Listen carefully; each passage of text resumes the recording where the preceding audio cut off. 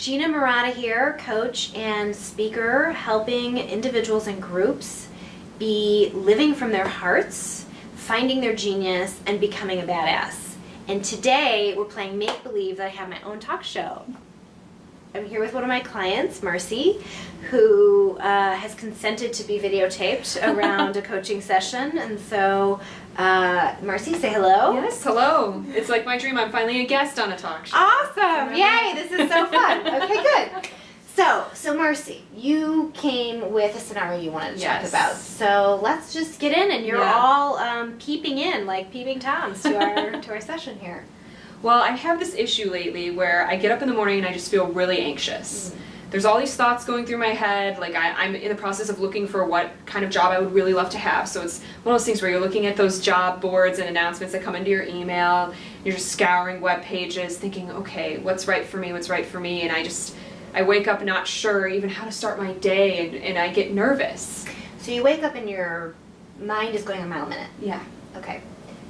First of all, understand this. Your mind is like an insane asylum. Feels like it. Right? Okay. It is. And let me tell you why. This is everyone. We all experience this. And at different times it's louder than others. But in our past, we've all been wounded in different ways. And wounded can be as, regular as you were a child who got punished. I mean, what child didn't get punished, right? For, you didn't do what you were supposed to do, or your parent was having a frustrating moment and they lash out on you, to the extreme of, there are people who have been abused physically, emotionally in their lives, right? And from any kind of wounds we have, we end up sort of like locking those away into who we are, and they become our thoughts.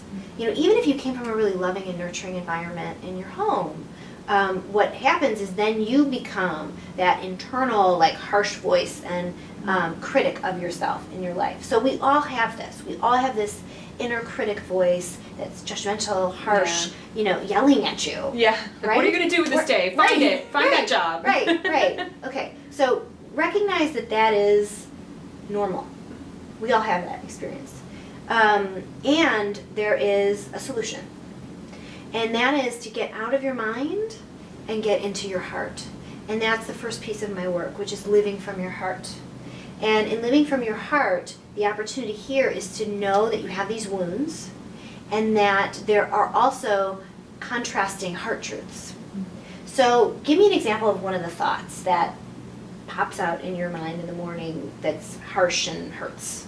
Well, just that I wake up and, I worry about the fact that I haven't found the right job yet, and that's, oh, well, I'm still sitting here doing the same thing I was doing yesterday, and I haven't found it yet. Does this mean I'm not worthy, or I'm dumb, like I'm not smart enough to get this job that I want, or... Okay, you said, I'm not worthy, I'm dumb, I'm not smart enough. So I'm going to connect this back to some work we've already done together, which is you recognizing that when you were back in school as a little girl, you were a creative personality type. Those were your skills and your talents. Today, you're a writer, you're a videographer. These are the things that you do. You're a creative, right? Right. And when you were a little girl, your teachers were trying to pigeonhole you into math and science and these subject matters that were not really of interest to you, and you were being criticized for that. You were being stuck into the system that didn't work for you. And so you came up with these thoughts back then, these judgments against yourself. I'm stupid. That's what a little girl would think. I'm stupid. And now you're holding onto that wound. And you're going through your life with that wound. So let's talk about what you know is true. Okay. Because we've also done some work on your gifts and what you really stand for. We've seen your vision board. It's amazing. You have so many great things that you're up to. So trust me for this moment, if you will. Okay. Close your eyes. Okay. And put your hand on your heart. Okay. And just take a couple deep breaths into your belly.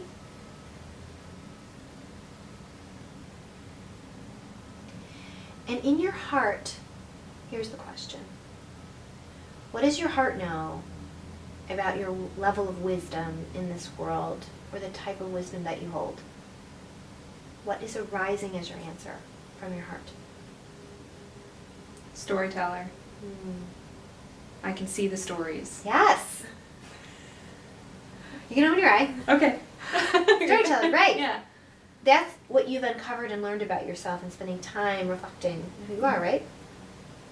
So when that I'm stupid voice comes up, what there is for you to do is get present to who you really are. This is part of the process of taking that self-reflective time. This is why it works. This is why it makes a difference. Is because then you can get this benefit of coming back to that thought. Because that's the truth about you. That's your heart truth. I'm a storyteller. And all those times you might judge yourself very stupid, that's the past. None of that is true. You are not your thoughts. Those thoughts are just wounds from the past.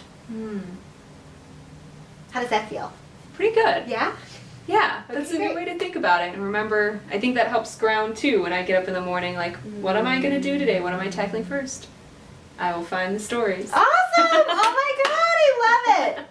I love it. You came up with a practice that you're going to put into action starting Tomorrow. yay! Tomorrow morning, the first morning.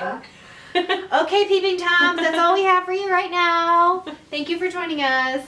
Have a great one.